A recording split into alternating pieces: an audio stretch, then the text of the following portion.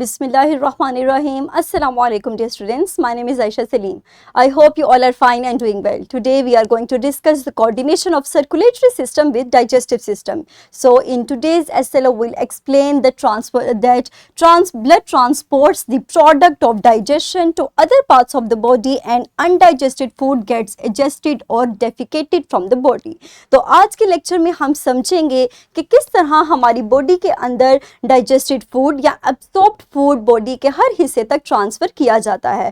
But before starting the lesson let's brainstorm few ideas. Quickly tell me that how do you think our bodies ensure that nutrients from the food we eat is transported to all parts of our body.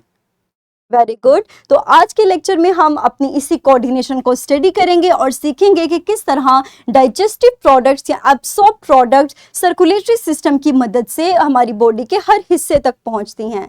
तो हम जानते हैं कि हमारे पास digestive system और circulatory system coordination में काम करते हैं so that the absorbed nutrients can be easily transferred to each part of the body and they ensure the availability of materials to produce energy by the cells. अब अगर हम digestive system की बात करें तो we know that digestive system breaks down the substances into simpler substances such as glucose, amino acid, fatty acid and glycerol. अब इसमें से कुछ सब्सटेंसेस हमारे पास ऐसी हैं जो कि इजीली एब्सॉर्ब हो जाएंगी, जबकि कुछ सब्सटेंसेस ऐसी हैं जो कि सिंपली सेल्स के जरिए एब्सॉर्ब नहीं हो सकती. अगर हम बात करें अमाइनो एसिड की और शुगर की तो they can easily absorb in the epithelial cells of villi. From there they are transported towards the liver with the help via blood stream. ये हमारे पास कुछ ऐसी प्रोडक्ट्स हैं जो कि विलाई के एपिथेलियल सेल्स में इजीली एब्सॉर्ब हो जाती हैं that are connected to the blood vessels and then they travel towards the liver. किसके जरिए से? ब्लड स्ट्रीम के जरिए से. लेकिन हमारे पास दो substances like fatty acid and glycerol ये बल्कि मॉलिक्यूल्स हैं और ये इजीली एब्सॉर्ब नहीं हो पाते लेक्टियल्स के अंदर. Now the question arises that what are lacteals. So keep in mind that lacteal is basically a vessel that contains watery fluid to fight against different diseases और ये कनेक्ट होती है हमारी लिम्फेटिक डक्ट के साथ. अब इस सूरत में हमारे पास जब बल्कि मॉलिक्यूल्स एब्सॉर्ब नहीं हो रहे तो ये मॉलिक्यूल्स एब्सॉर्ब होते हैं हमारे पास लिम्फेटिक वेसल्स के अंदर जो कि कनेक्ट होगा लिम्फेटिक डक्ट के साथ. अब जब ये एब्सॉर्प्शन हो जाएगी तो यही lymphatic duct further blood vessels के साथ कनेक्ट होता है और ये ब्लड वेसल्स फर्दर हमारे पास इन्हीं मॉलिक्यूल्स को ट्रांसफर करती हैं लिवर के पास.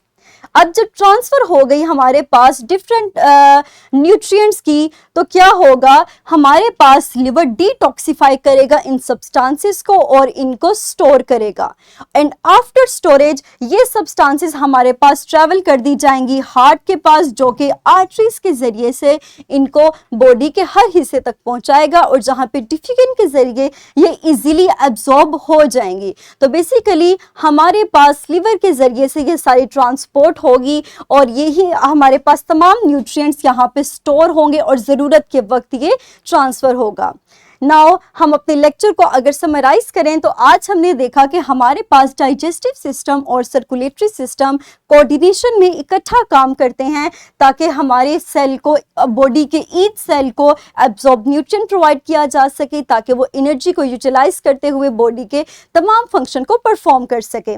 नेक्स्ट हमारे पास हमने देखा कि डाइजेस्टिव सिस्टम चूँकि न्यूट्रिएंट्स को कन्वर्ट करते हैं सिंपलर न्यूट्रिएंट्स में like glucose, amino acid and fatty acids and glycerols. अब इसमें से कुछ substances ऐसी हैं that are absorbed by the epithelial cells of villi and they are transported to the liver through blood vessels.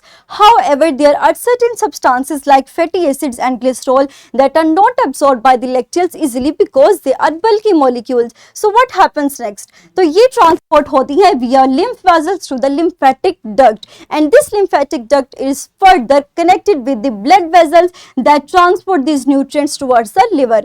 और liver क्या करेगा? लिवर डिटॉक्सिफाई करेगा उन सब्सटेंसेस को और उनको कन्वर्ट करने के बाद उनको स्टोर करेगा एंड आफ्टर स्टोरेज ज़रूरत के वक्त हमारे पास ये न्यूट्रिएंट्स ट्रांसफर होंगे हार्ट की तरफ. They are carried towards the heart which pump them through various arteries towards the cells. और यहीं से जब वेरियस आर्टरीज के पास हमारा ये न्यूट्रिएंट्स पहुंचेंगे तो यहीं से पंपिंग के जरिए, चूंकि ब्लड हार्ट हमारी बॉडी के तमाम ऑर्गन्स तक पंप करता है, इसी तरह ऑक्सीजन के साथ साथ न्यूट्रिएंट्स भी हमारी बॉडी के हर सेल तक पहुंचेंगे and they can easily absorb by the cells by the process called diffusion and they provides them with energy that they utilise to perform the various functions. So that's our today's lecture जिसको हमने अभी discuss किया.